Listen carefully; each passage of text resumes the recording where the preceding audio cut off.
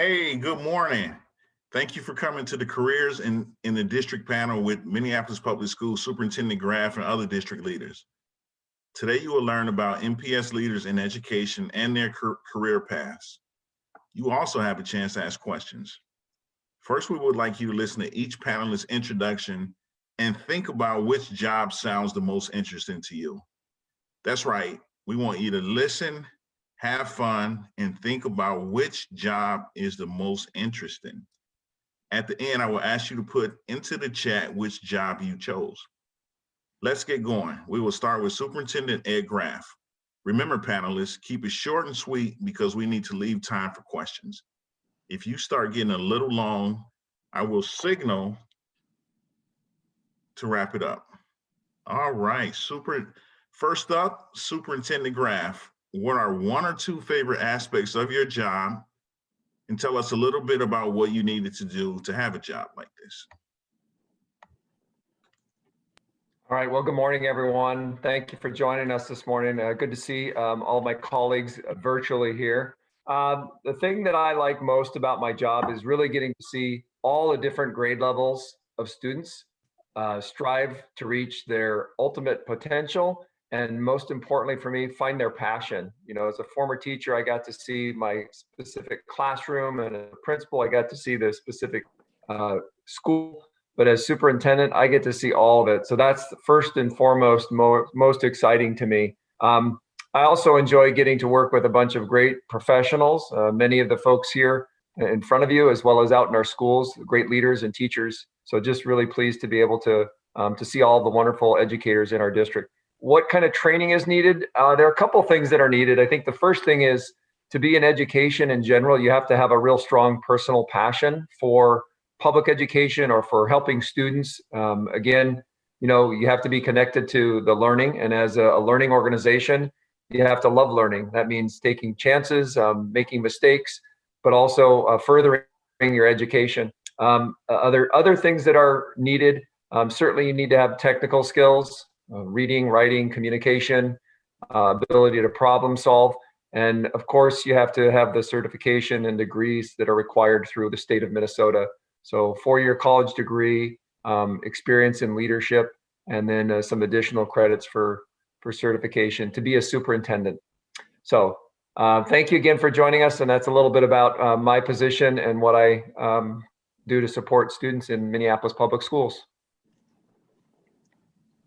All right, thank you, Superintendent Graff. Next, we have our Director of Communications and Marketing, Julie Schultz-Brown. Hi there, everybody. Thanks for being here. I wanted to share with you that when I got after I finished high school, I didn't really know what I wanted to do. It seemed like a lot of people around me did know what they wanted to do, and I didn't. The only thing I knew is I like to talk. I like to communicate. I enjoyed communicating, and I like to write. So I ended up going into communications because those were my interests, abilities, things I enjoyed doing. I started out in corporate PR and communications, since that I thought would make me a little bit more money, but it did not float my boat. It wasn't something that I enjoyed at all. I needed to get into something that for me made a difference in our community. So I went to nonprofit for a while. And then when I became a mom and started getting involved in education in my kids' schools, I realized that education really, really excited me. I enjoyed learning about how schools worked, how our government funded education, the differences that education made, and ended up taking what I could do in my skills and applied it in education. In my case, I have an undergraduate in public relations from the university. And then I also got a master's degree. And in fact, I had to have that master's degree to apply for this job. Some jobs will just say they need in communications, typically just need a bachelor's degree. This needed a master's. Now, when you guys are looking for jobs, it may change. My kids are grown, and my oldest daughter just said that college is a joke to her. She's in a professional job, but she feels like that's not necessary. So you've got to pay attention to what's happening in your field, what those requirements are in the area that you're interested in. But my team, a couple of my team members are on, and they'll talk more about what our department does. All right, thanks, Director of Communications and Marketing, Julie Schultz Moore. Next, we have General Counsel Aimee Moore.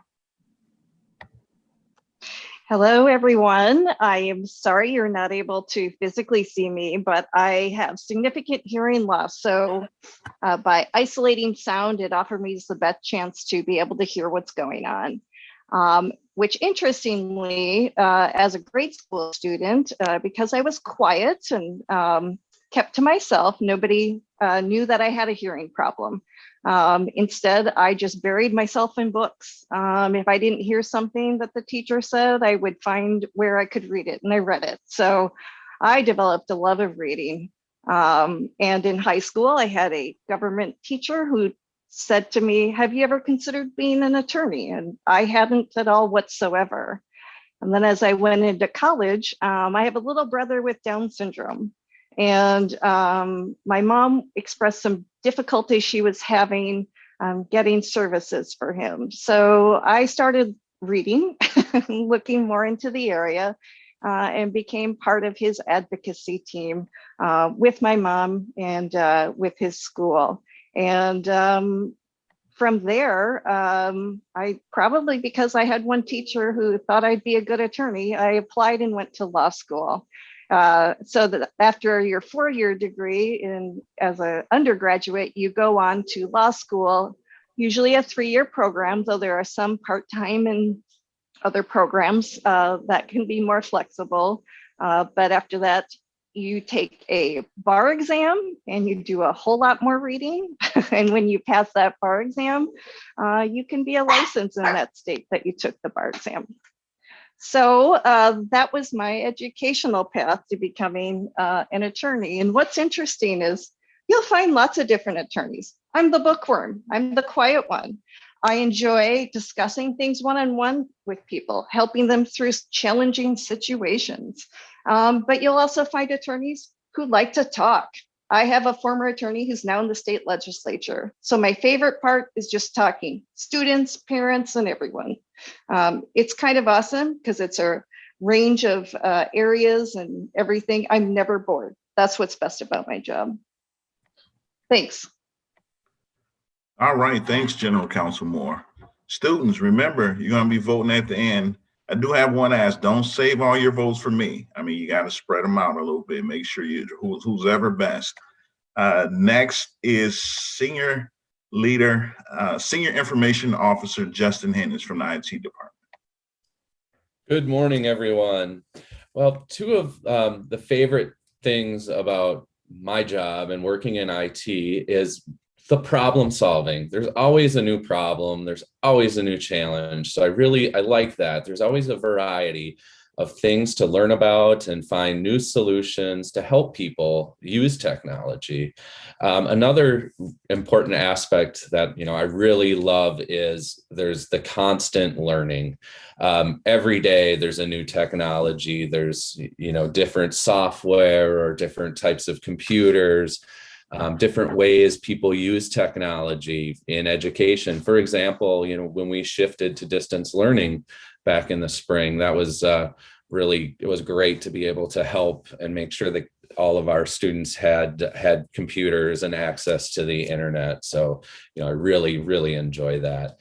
As far as, what you need to do to earn a job in the IT field, first, having a passion for technology is important, but then you have some different options. There's college programs. There's also schools that are really focused on technology that are typically shorter programs where you can earn certificates on technology. And then also, as you progress in the field of IT, there's very specific certifications you can get. For example, cybersecurity. And that job in particular, there are millions of unfilled jobs across the country. So if that's something you're interested in, there's great potential to find a really great career.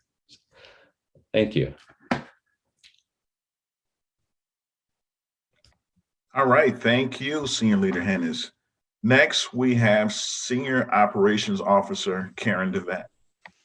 Hey, good morning, students. Thank you for being here and kind of, don't look at the shameless pandering for votes that we have going on here with people pointing and changing their name, vote for Dirk Tedmon. Yeah, you need to kind of try to figure it out, what you find most interesting. I could be that poster child for the person as well. I think you mentioned this, Julie. Didn't necessarily know what I wanted to do when I went to college. So it's okay not to know. It's okay to go and explore different avenues and different careers. I actually started out as a chemical engineer, and after a couple of years decided that that wasn't quite for me, but I liked the science behind it, but wanted something more to do with health and wellness and that sort of thing. So I switched to dietetics. And through that work ended up not wanting also to be in a hospital. So stayed in that food service field and over time have worked my way through progressively responsible leadership positions in order to get to the senior operating officer role. And you will find this kind of role across a broad variety of disciplines and organizations. And essentially, I help support many departments that keep things ticking in the background, if you would. So capital planning, construction, plant maintenance, custodial, culinary and wellness, our ever favorite topic of transportation, and then some health and safety, emergency management, environmental health and safety, and things along that lines. I did follow up my bachelor's in dietetics with a master's, and actually there's an opportunity for science graduates to kind of go to the master's field without completing all of those business courses. And so I have a master's in the science of administration with an HR focus. And that helped prepare me for, as I said, helping support different departments. So if you're looking for a career that has portability, but yet you want to be in public service, but maybe the classroom's not the place for you, certainly consider following a path to support systems and organizations through an operational focus. All right, thank you. Next, we have MPS videographer Joanna Kohler.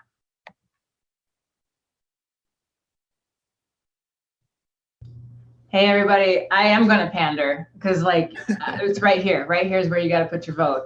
I appreciate you taking the time. My story is a little bit different because I think I have more of an path as an artist. But I was involved in social services as a young person, and I really understood what it meant to be marginalized and unheard and to watch my community suffer. And as I was involved in social services, I got introduced to a lot of social workers, and I thought that that would be what I would become. And then a woman came and introduced me to a video camera. And I began to learn that as I craft a story, I was able to express a voice and access change and community in a way that I didn't see possible within the field of social work or something like that. And I began to create movies, and that I ended up creating 3 independent films, and the whole time staying connected to the public sector and the people that focus on young people. And what I learned is that when you gain a skill like that, everybody needs it. And so even though it's not something that you may see all the time in a lot of different work environments, and more now you're seeing that people need video to tell stories.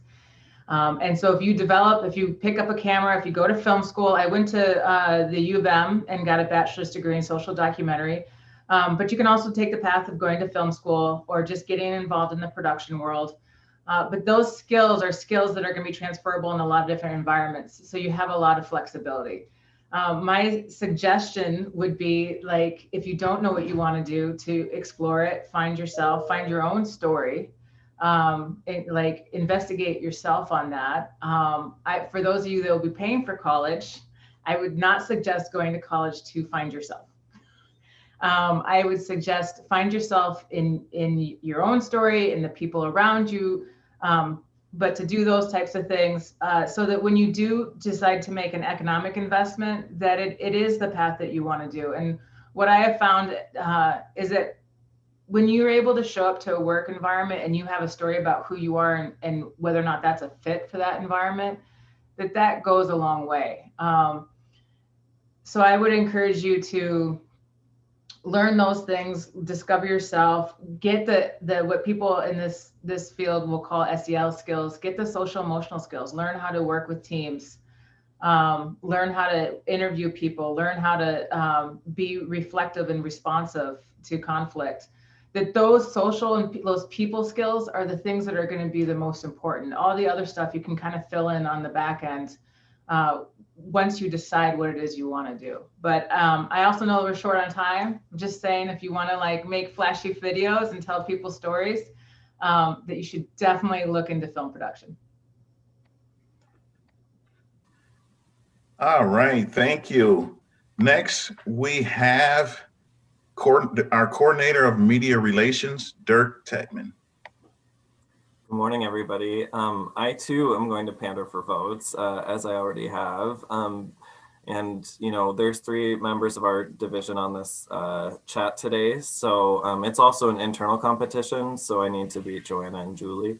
But I do media relations for the district. That means I work with reporters and help set up news stories on TV and radio and newspapers. And I also do a whole bunch of other work. We're a small team, and so we have to wear many hats. So internal communications with our staff, helping them stay up to date on everything, external communications with the public and families and you as students when we're able to, as well as crisis. So when things happen, we have to be ready to respond to that. And I help support all of those things. And I like that I get to do a lot of different work and be involved in a lot of things across the district and help make connections that other people might not see because they get stuck in just their area. And so when we're working with transportation and HR and food service and other things, we can find ways to bring all those together sometimes that other people may not see because we're far above it. But also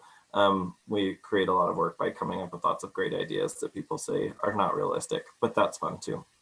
I wanted to give a little bit of my background because I came to MPS actually through a path I didn't ever see happening. I went to college, again, like many others, not knowing what I was going to do, and had to drop out actually twice due to finances.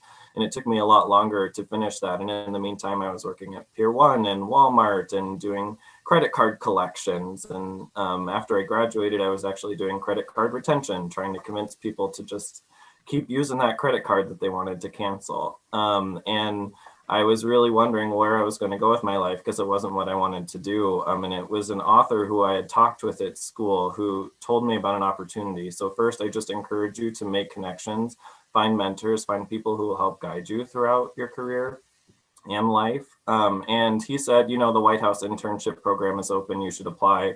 You're older than everybody else there because you dropped out twice. And you'll never get it. I went to college in South Dakota. I was living in South Dakota. I didn't go to Harvard or anything. And so I put in the application and I got a job at the Obama White House and did lots of writing and communications work, which helped get my job at MPS. And if you vote for me, I'll put you in a news story. Just kidding. Wow, that's some serious competition. Next, thanks, Dirk. Next, we have our Senior Academic Officer, Dr. Aimee Fearing. Hey, everyone. So glad you're here. Actually, Dirk, you can just give them all the reporter requests from me to them. They can do those. Good to have all of you here. So my role here in Minneapolis Public Schools is to oversee all the academic programming for birth through adult. So not just K-12, but birth through adult. I was a junior in high school when I was able to take an international trip, and I was able to go visit some schools. And that's where I really learned that I wanted to work with students who were learning English, because I was able to be in classrooms where they were learning English as a foreign language. But when I came back to the United States, I realized we had English programs in the high school where I was at for students who had come to the United States who needed to learn English. So I volunteered and tutored in those classrooms, and that started kind of my trajectory through college. So I went into the education program. I majored in English education and English as a second language education. And so then I was able to get a job right out of college at the school where I did my student teaching. So that was here in Minneapolis Public Schools, actually at Edison High School. So that's what started my career in education. And then over the different years, I had mentors in the buildings that I worked at that really pushed me to take on more leadership roles. So eventually I left the classroom after many years of being a teacher and then became a principal. So that included a lot more schooling. Once you start moving out of the classroom, you're really looking at different licenses that you need to be able to work in a school at different grade levels. And then after being a principal, then I had some other people talk about, well, hey, I think it'd be a good idea to look at what could you do at a district level. So you've been in the classroom, you've been in a building, but now what might that look like? So that's led me to this position. But it's the most awesome position because I can be with students when I want to be with students, but then I can also be working with staff and leadership. I can have an idea and then take it all the way to implementation and then see students matriculate. I think the one thing that's the coolest thing for me to see is when I've had students as a teacher, and now I see those students who've grown up and have their own students and be able to see those students. And that's really fun to see kind of how students have moved through our system and have grown up with us. So thanks again for being here. All right, thank you. Next, we have our Senior Accountability Research and Equity Officer, Eric Moore. Hey, LaShawn. Hey, everyone. Thanks for giving me the opportunity to meet with you. So, LaShawn, what are the questions again? Oh, absolutely. Let me, what are one or two favorite aspects of your job? And tell us a little bit about what you needed to do to have a job like this. Yeah, so I'm the, as mentioned, Senior Accountability Research Officer in Equity. And so a couple of favorite things. I like figuring things out. And I like figuring things out around social issues. That's how I've always been someone who liked to identify a challenge and then come up with an idea and then measure it. And so it always had to do with, like, I like to figure things out, and also I've always wanted to make things better for others. And so I still believe through hard work and measuring things and talking with people that you can still change the world. And so that's why I really like doing work around measurement, around equity. Our backgrounds in program evaluation, so that's taken me to a lot of cool places where I've had the opportunity to meet very different people. I've done evaluations on with the American Cancer Society. I've done work on out-of-school type programs in some pretty tough areas in Philadelphia. Also mentoring programs, obviously in this role, academics. What I think you have to have for my position is you just have to have a desire to learn. I love learning. I love reading. I love people. And so in the human experience, every time I get to engage with people, I learn something new. And I think that in this district, I mean, one of the things I'm really proud of is some of the work we've done. Some of you may be in the program, youth participatory evaluation. And so I really do believe, for me, when I struggle with things, I just want to figure it out. And when I want people to not have to go through the same struggles that I do. So that's the measurement piece and the evaluation. So I love my job. I feel like I'm the luckiest person in the world. And you know, I think my job is actually cooler than Dirk's. And so don't vote for Dirk. I'm not asking to vote for me, but definitely don't vote for Dirk. But yeah, I research, evaluation, assessment, accountability, equity.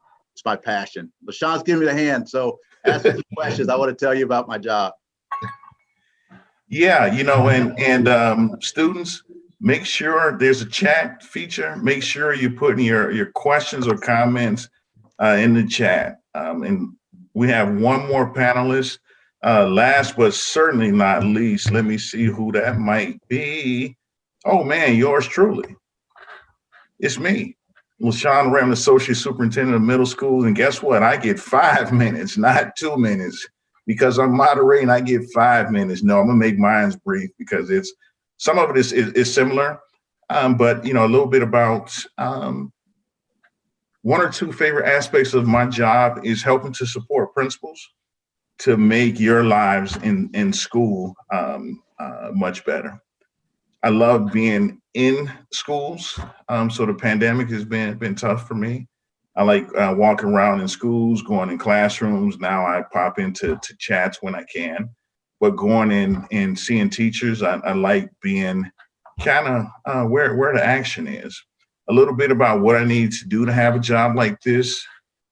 I went to a few different colleges. I have an associate's degree, a bachelor's degree, a couple of master's degrees, and a superintendent's license. My path was just a little bit different. Having grown up in Chicago, Illinois, and I'm gonna take this a little different way. Most of my life I had been told no, or that I couldn't do things.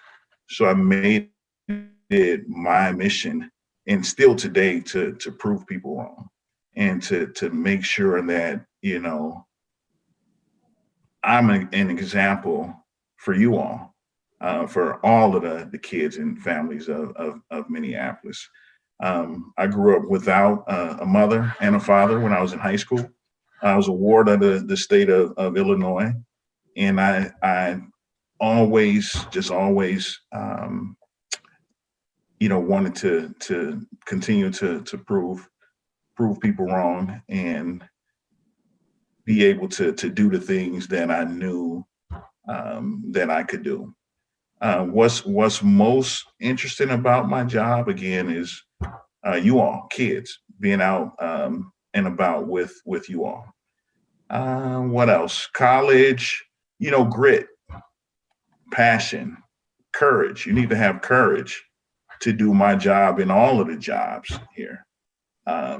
It's fun, but it's a lot of hard work as well. And you know what? I do have one more panelist to introduce, and certainly last but not least is Senior Leader Sullivan. And make sure to put questions in the chat.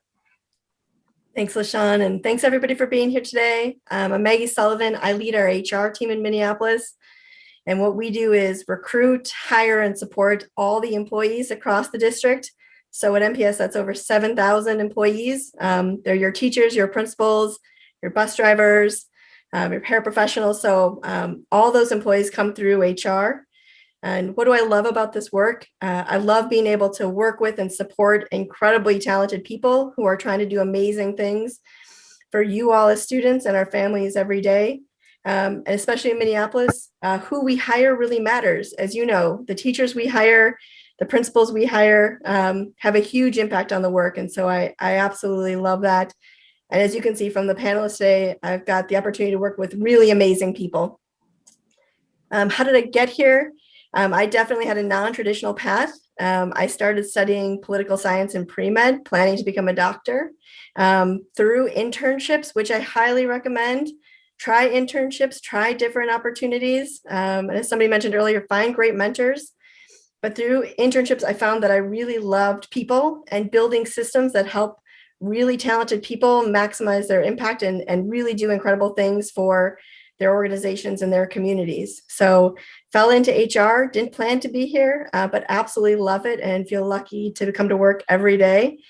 What do you need? There are a lot of technical aspects of HR. It's everything from recruiting, hiring, how we do benefits, negotiating contracts, but really it's a love of people and a real commitment to the work and the impact of the mission of your organization.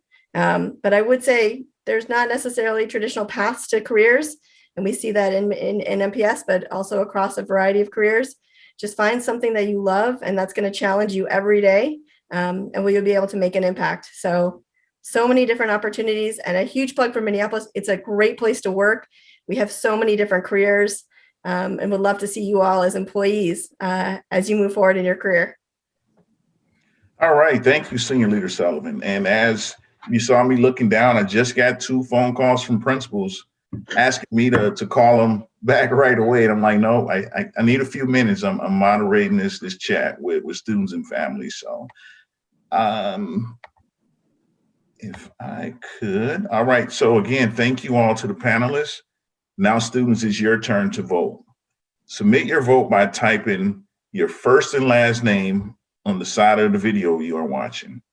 You need to enter your first and last name and your email address, then answer the easy math question.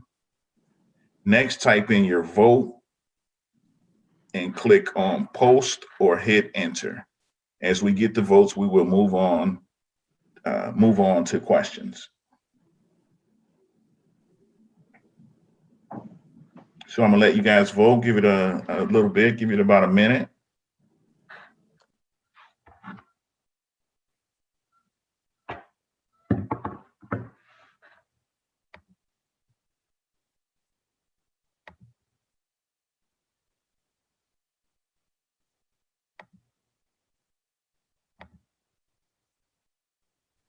LaShawn, I think you can go on to questions while they're voting. Oh, okay. All right. That's the best way then, that keeps things moving.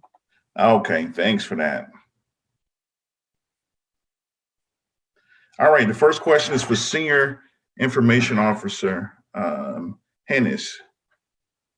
When did you know you wanted to be the Senior Information Officer?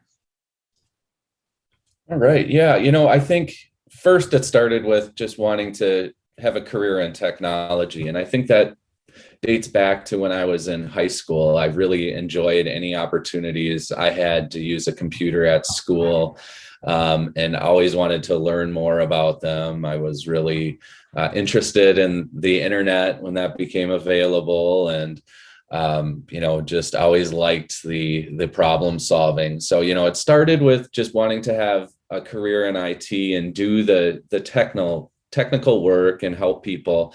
And then after that, as I progressed in the field, I really enjoyed being a leader and managing people and helping the team work together to support, you know, people, teachers, anybody that needed help with their computers. But then also beyond that, you know, as I continued to work in the field, I really enjoyed working with other leaders and help them solve problems and find new ways to make things more efficient. So, you know, I really, you know, having worked at Minneapolis Public Schools, I really enjoy working with all of the panelists here. And, you know, that work really inspired me to want to be the leader of the IT department. All right, thank you. The next question, I'm gonna go to Superintendent Graff. Who decides when we have snow days? That's the question of the day. Yeah, this is a really important question, especially when it's wintertime. So ultimately, you know, as a superintendent, I'm responsible for things that happen both positively and negatively in the district. And the decision to cancel school or to close school on a snow day does rest with me. But the one thing that I will say about Minneapolis Public Schools when we're talking about inclement weather or snow days is that we do have a pretty clear set of protocols that we follow, and we use those to guide our decision. And so one of the things that I think students will often feel is important for them to share their voice, or families to share their voice around whether or not we should be in school when it's snowing outside. And I certainly appreciate that, because it allows us a chance to look at the area of the city or maybe a specific situation than we would typically consider. But we do follow our protocols, and that has to do with how much snow we're expecting to get during a certain window of time. It also, we also take a look at the conditions in terms of how the roads are. If the city or the state or the county has not been able to clear the roads, then we have to take that into consideration. We take a look at the number of employees that we have available to go to work. If we have, you know, an excessive number of employees because they live in a different part of Minneapolis or part of the state and they're not able to get to work, that affects our ability to operate schools on a regular basis. So all of those things we also try and decide in a time that gives people notice, advance notice. So, you know, we have guidelines, and when we try and put that information out, and it's usually on all the media channels. The other thing I will say about our inclement weather and snow closure days that we've had in the past, through this pandemic and through the utilization of remote learning, the state legislature had made some changes, which does allow us to use flexible learning days moving forward. So if we were actually in person and we had to have a school closure day, as we referred to it as, we would still be able to access learning for students. It would just have to be done remotely. So the days of having those snow days where there's no school at all, I think unfortunately are changing. I think it's going to be one of those conversations that, you know, your parents and maybe as older siblings, you'll say, I remember when we used to close school when there was, you know, a lot of snow.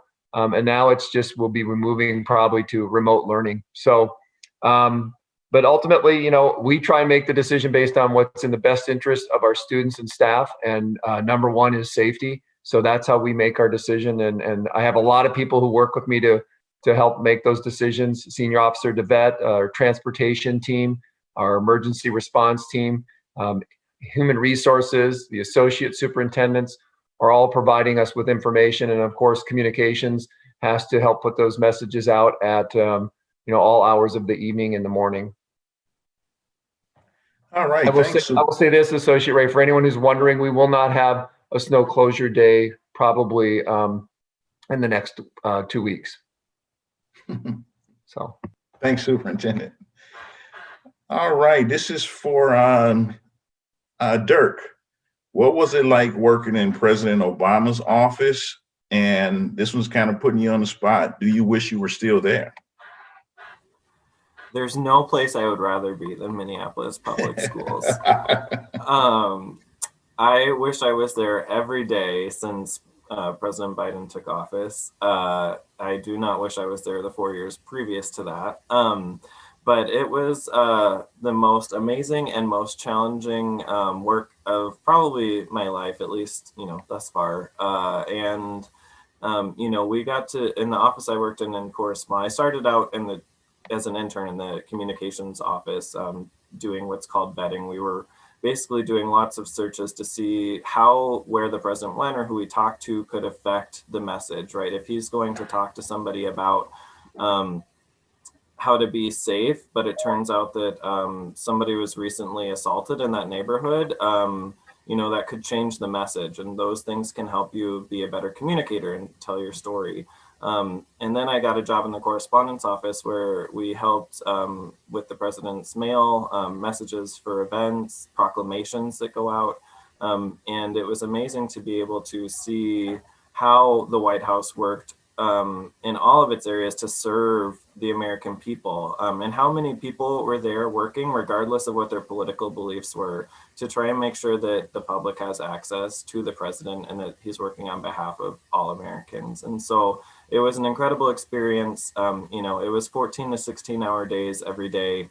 And we got to do amazing things at the end of that, sometimes like watch a Marine One landing or go to a White House holiday party that made it worth it. But it is different than MPS, and MPS has all of its own challenges and exciting things and opportunities as well. And I think that you'll find the grass is always greener once you go in your career. Every job you have, the last one you can think more fondly of because you forget how tough it was in the moment. I'm sure if I was back in the White House working 16-hour days with 2 kids and a husband at home, it would be a lot more difficult than it was when I first started. And based on that, I think I'm gonna vote for Dirk myself. All right, moving on. Senior Leader Sullivan, are there jobs in MPS that you don't need a college degree for? Yeah, absolutely. We have a lot of rewarding positions in Minneapolis: bus drivers, accountants, childcare workers, lawyers, cafeteria workers, as you saw, media relations, and teachers. So a number of those jobs don't require a college degree, but many of them do require a degree and license. It really depends on what you're interested in and what education you've pursued. But a lot of different opportunities, and again, varying levels of experience required.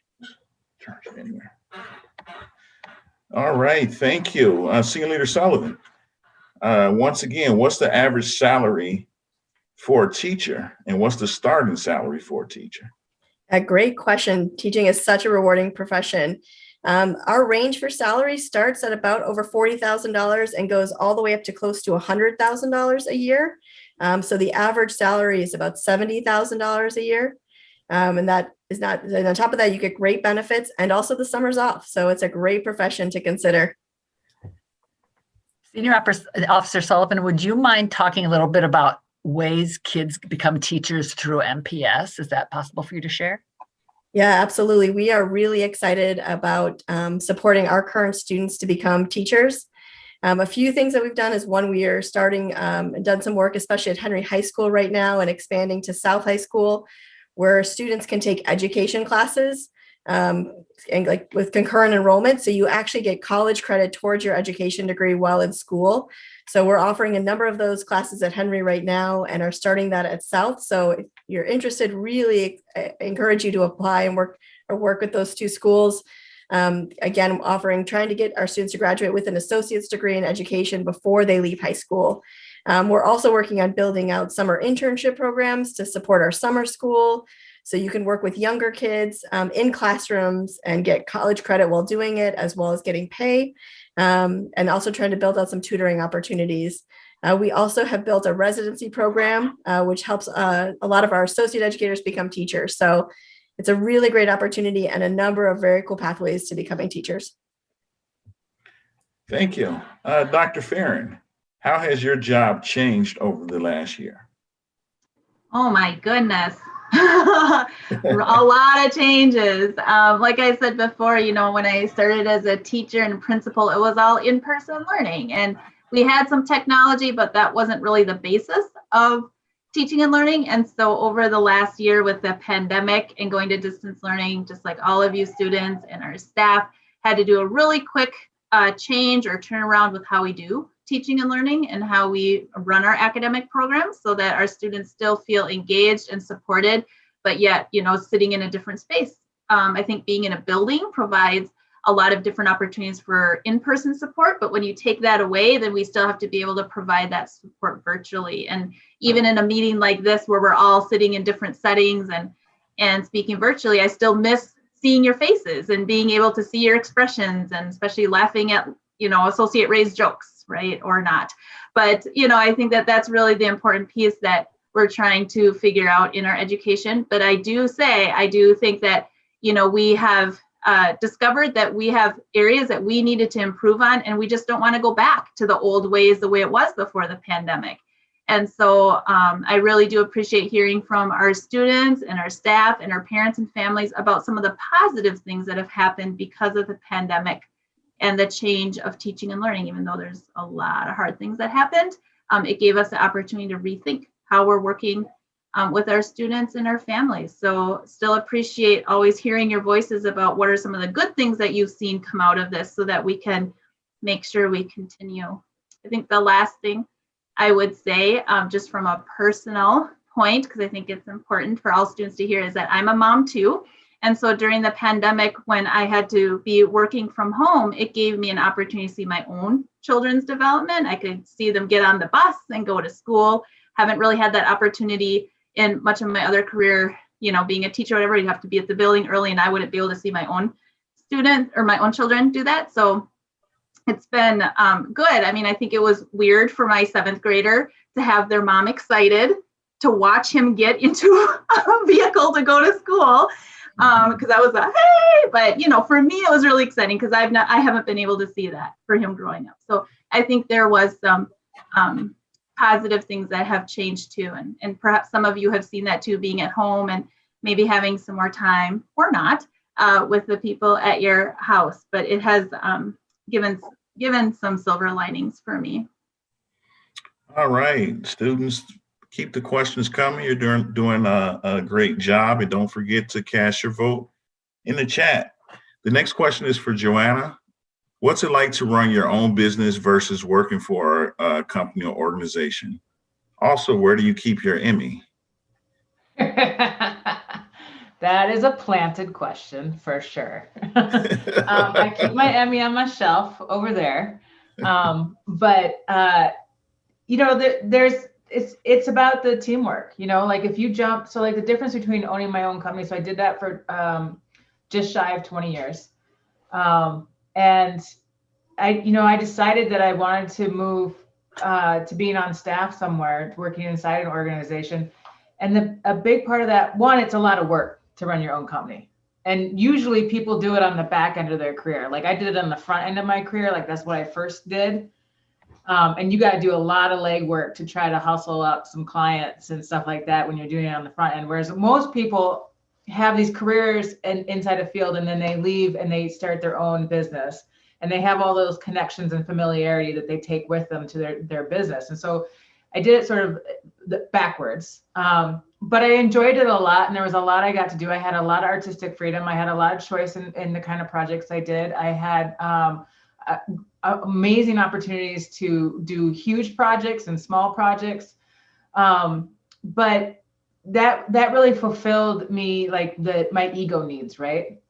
But what I noticed is that I wasn't able to really be embedded for a long period of time, focused on a singular mission.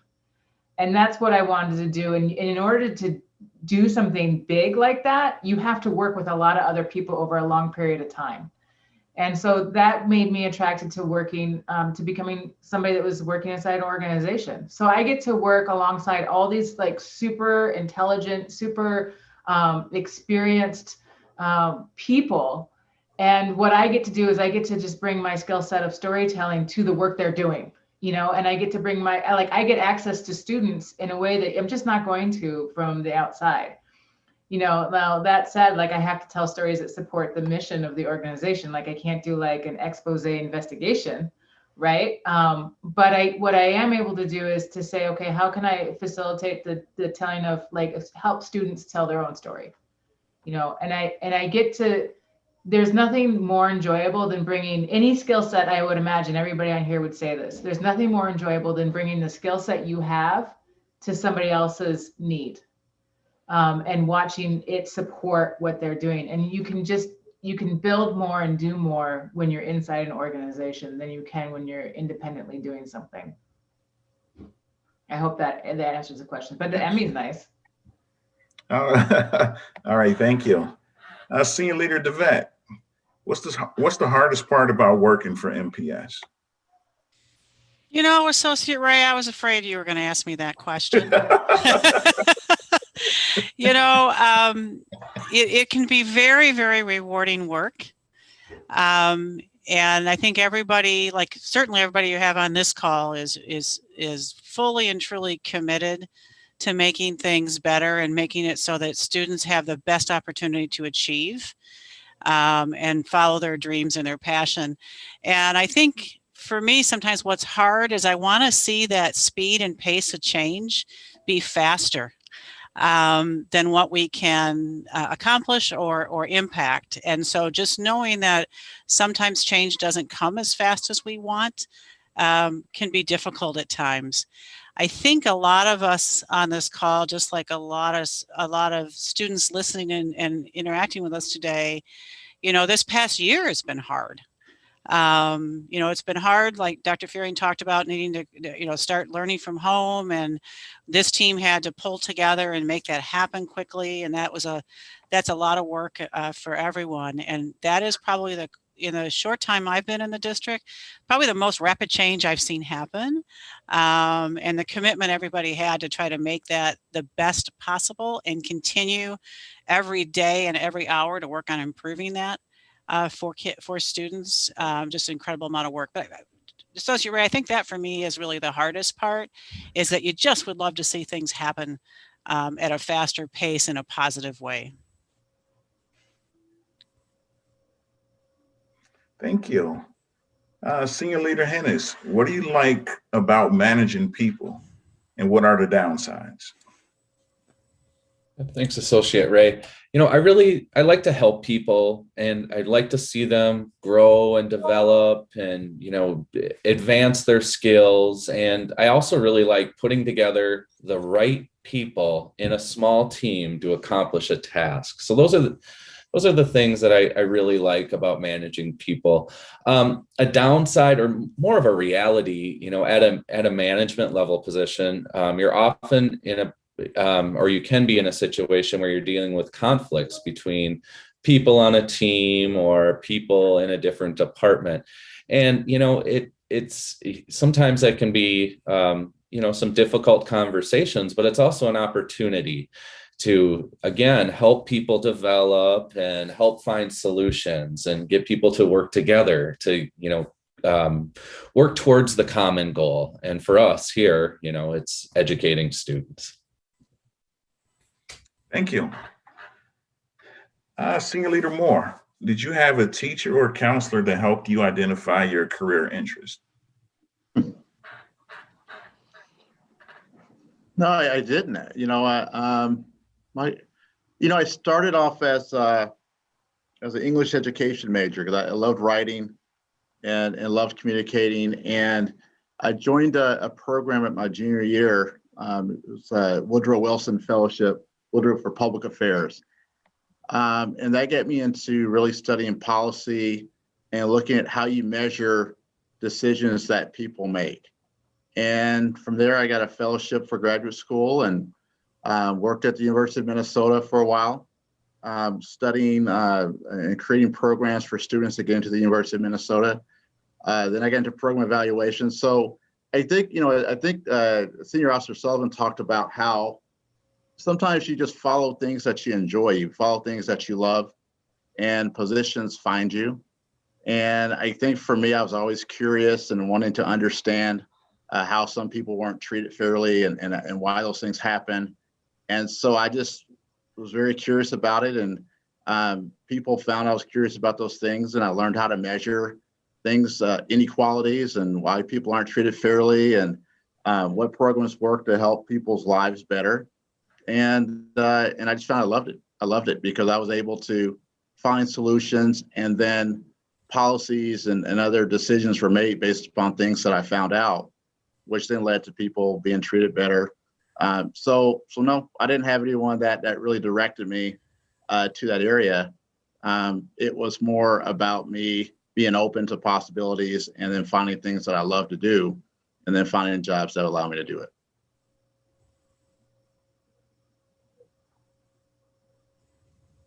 I had to take myself off of mute. I had a drink of water and I muted myself.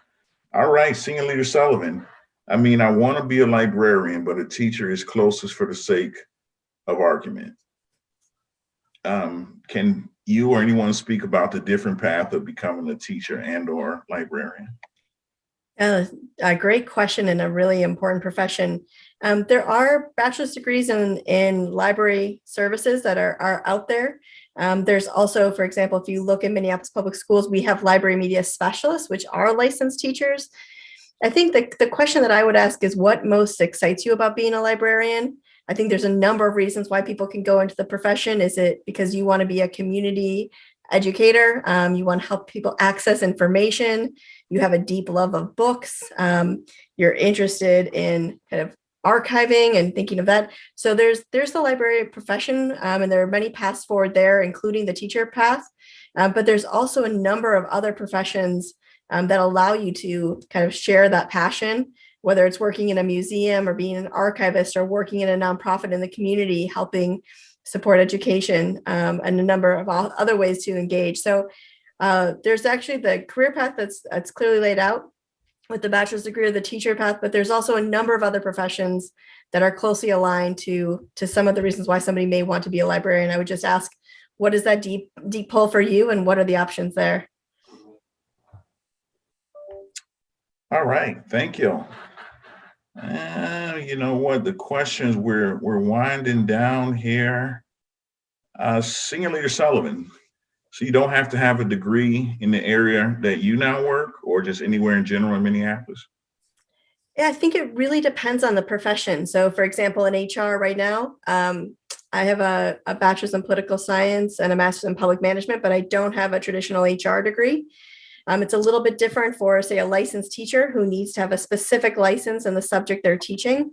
But for a variety of jobs right now, you don't necessarily have to have a degree in that particular area.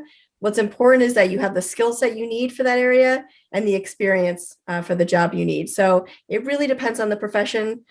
Some, for example, if you think about accountants, may need a specific degree. or a license for a teacher or a principal, but others are much more open. From an HR standpoint, we typically will say a degree in this or a related field or equivalent experience. So it really is, we want the best people for the jobs, and that may be the traditional training. It may be something very different. If I could jump in, I read that question a little differently. That being that you might start with, I believe, like Senior Officer DeVet started in chemical engineering, and now she's the Chief Operating Officer. I think the key that I think people need to know is just because you get a degree in what you get a degree in doesn't mean that's where you'll be. But don't shy away from getting that degree, because as you move through life, doors will open, you'll meet people, you'll learn things that you didn't know, passions may erupt that you didn't know you had in terms of things that you come across. Like for me, education policy became something I was deeply invested in. So get the degree for the purposes, if you can, if it's possible to you, get the degree that makes the most sense to you now, but don't feel you're stuck, because especially in your generation, things are going to change wildly and often. There'll be new technology, new opportunities, and you just need to sort of stay in touch with people and follow the breadcrumbs to your next job. All right, we have time for one final question, and this is to Superintendent Graff.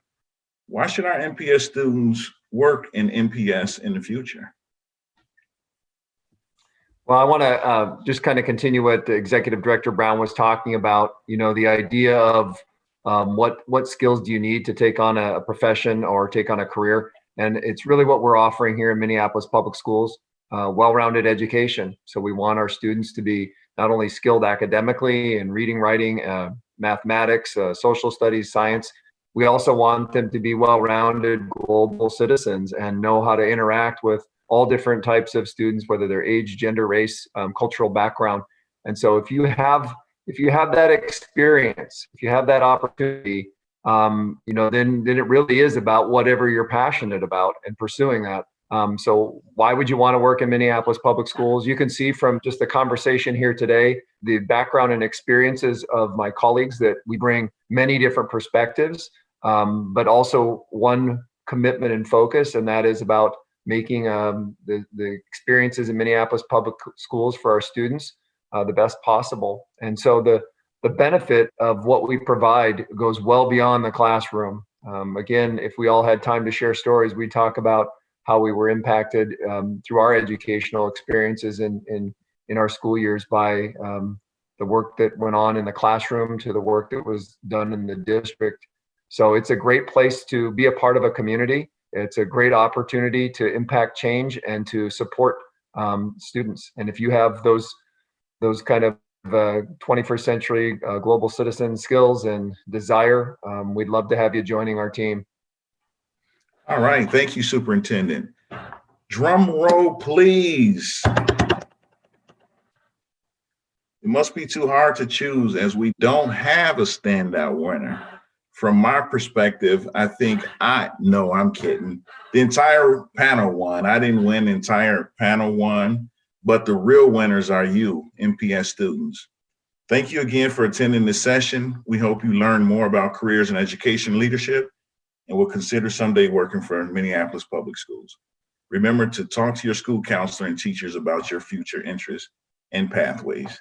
Thanks again. You guys rock.